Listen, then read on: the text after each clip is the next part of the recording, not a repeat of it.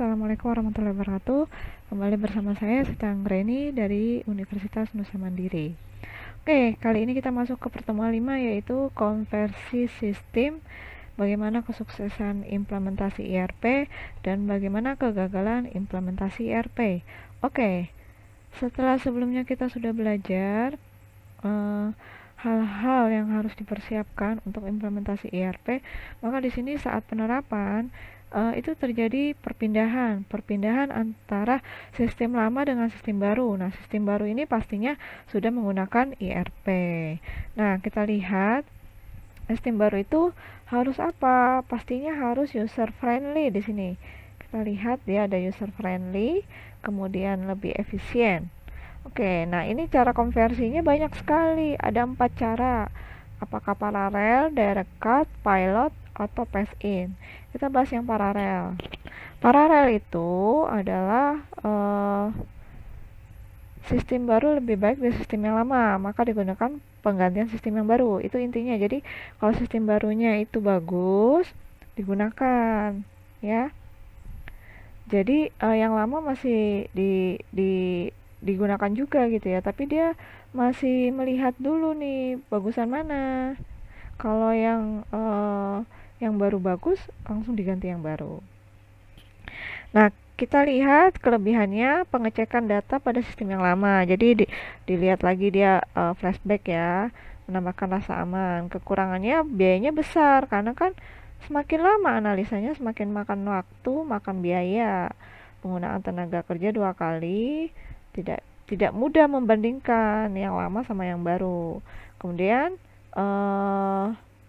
sistem baru langsung digunakan untuk menggantikan sistem lama pada suatu saat atau periode tertentu. Jadi udah dipatokin gitu mau pakai yang baru kapan.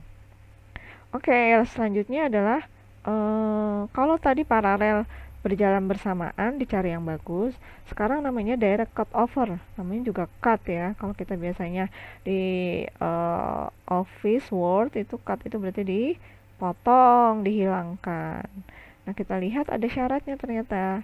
Misalkan tes sistemnya ekstensif, kemudian ada time delay, kemudian pengguna dipaksa. Jadi seperti ini tuh dia. Jadi langsung di cut over. Resikonya apa? Delay yang lama berakibat makin banyak kesalahan karena toleransi ini ya. Kemudian pengguna menggunakan sistem yang belum dikenal karena langsung tiba-tiba gitu ya. Kemudian pengguna tidak kesempatan mengcompare sistem lama sama sistem baru. Jadi sistem baru itu langsung ditempatkan, langsung diterapkan. Oke, ini yang paling bagus mungkin ya. Pilot approach artinya apa? Di sini akan menggunakan contoh pengujiannya pada suatu site terpilih gitu ya.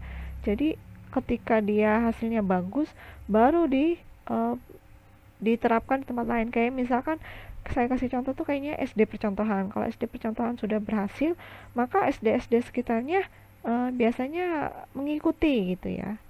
Itu namanya pilot approach. Dan yang keempat adalah pass in method. Ini gimana? Pass in, masukkan ya. Menggabungkan 2 jenis approach. Pertama, mengurangi sebanyak risiko yang terjadi.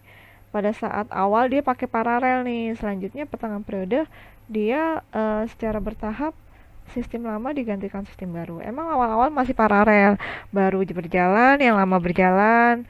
Kalau paralel itu kan menganalisa yang baik, tapi dia nggak usah menganalisa yang terbaik yang mana, sistem lama sistem baru. Dia langsung milihnya langsung ganti yang baru, kayak gitu. Jadi udah ada goalnya yang baru yang digunakan. Keuntungannya apa? Penggunanya terlibat, kemudian dapat deteksi dari kesalahan sistem atau kesalahan data. Kelemahannya apa? Waktunya tetap lama ya, namanya paralel, waktunya lebih lama ya. Terus kemudian kalau sistemnya besar, strateginya susah.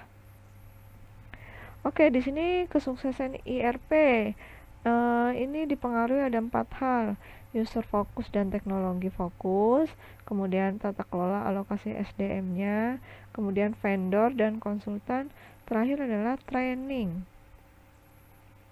Sekarang user fokus, teknologi fokus. Apa itu? Kalau user fokus, dia lebih fokus mendukung proses bisnis. Jadi misalkan kalau inventory dia mendukung pihak gudang.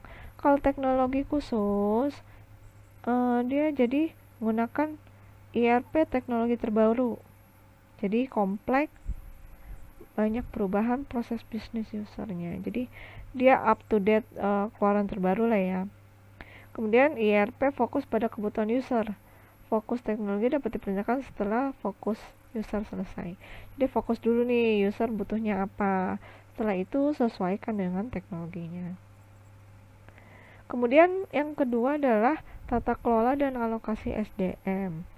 Apa itu? Implementasi ERP-nya harusnya efektif, ya, efektif memerlukan dukungan komitmen dari top manajemen, pimpinan atas ya. Jadi dia tata kelolanya, alokasi SDM-nya jalan. Tim yang terlibat pada implementasi ERP harus punya expert.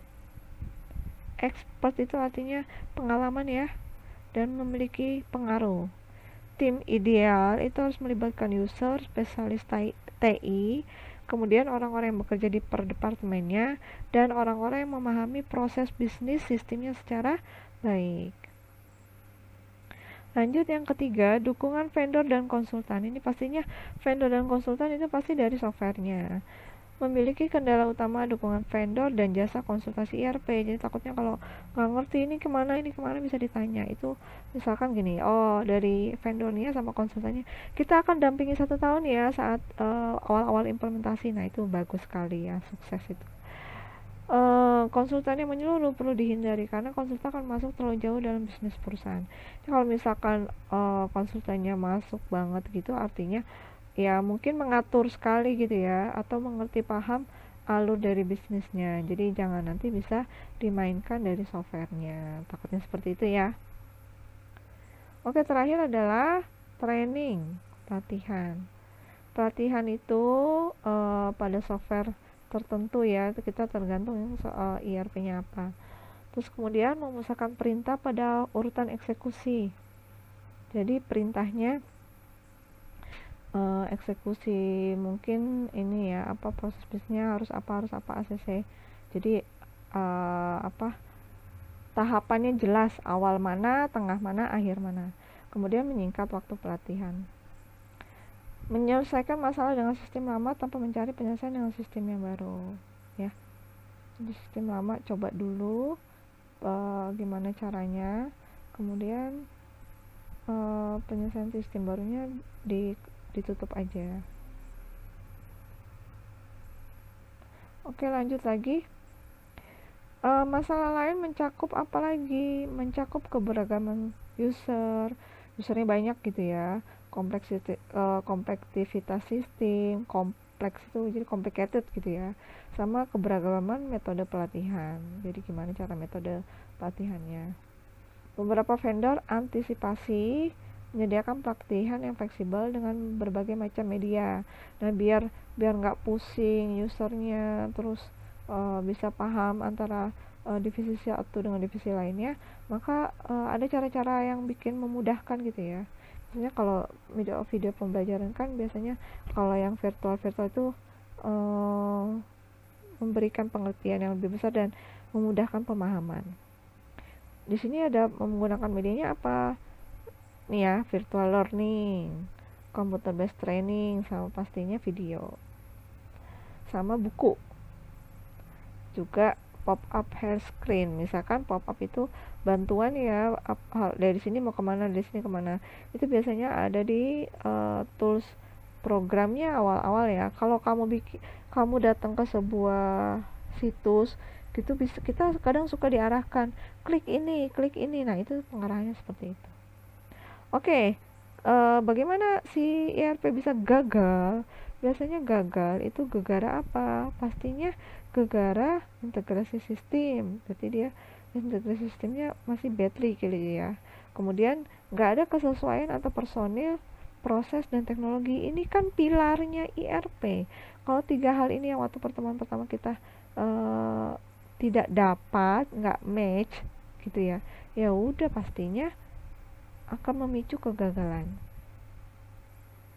Terus ini ada peluang-peluang lain yang perlu diantisipasi seperti usernya nggak terlatih, bagaimana aplikasi ERP-nya, terus nggak bisa ngikutin. Kemudian dengan sistem yang baru itu kata usernya nggak ngaruh-ngaruh banget, padahal itu ngaruh ya, meningkatkan keefektifan. Kemudian hasil training ternyata nggak sesuai karena ketimpangan. Oke, kemudian beberapa vendor menyediakan antisipasi strategi untuk mencapai tujuan ideal ERP, ya. Apa saja itu? Membuat produknya lebih fleksibel, misalkan. Nah, ERP-nya itu berbasis web, yang kedua. Yang pertama strategi berbasis komponen. Kemudian ERP-nya modular yang bisa digunakan per modulnya. Ini yang per modul tuh yang kita sering bahas di Odoo ya. Per modul, berbasis web pasti, berbasis komponen. Kemudian apalagi yang menyebabkan kegagalan yang perlu diantisipasi? Biasanya waktu dan biaya implementasi. Jadi misalkan waktunya jadi lebih molor, biayanya jadi lebih besar. Kemudian pre-implementasi tidak dilakukan dengan baik. Sebelumnya tuh nggak ada planning apa-apa gitu, langsung jebret implementasi, kan itu bikin kacau ya. Kemudian strategi operasi tidak sejalan dengan bisnis proses. Nah, ini harusnya sesuai dengan alur bisnis proses yang ada. Orang-orangnya tidak disiapkan untuk menerima dan operasi dengan sistem yang baru. Jadi pakai sistem baru, susah gitu, mindsetnya susah. Padahal harusnya dicoba dulu aja menerima perubahan hal-hal yang baru. Kemudian kurangnya edukasi tahap implementasi, jadi usernya kesulitan dan pastinya memperlambat proses bisnis.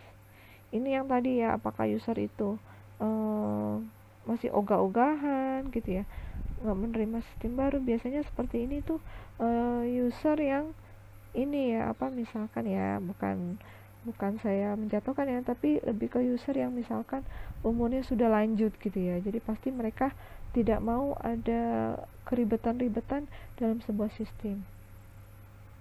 Oke, itu saja dari saya. Terima kasih untuk pertemuan 5. Nanti kita bisa lanjut ke pertemuan 6. Assalamualaikum warahmatullahi wabarakatuh.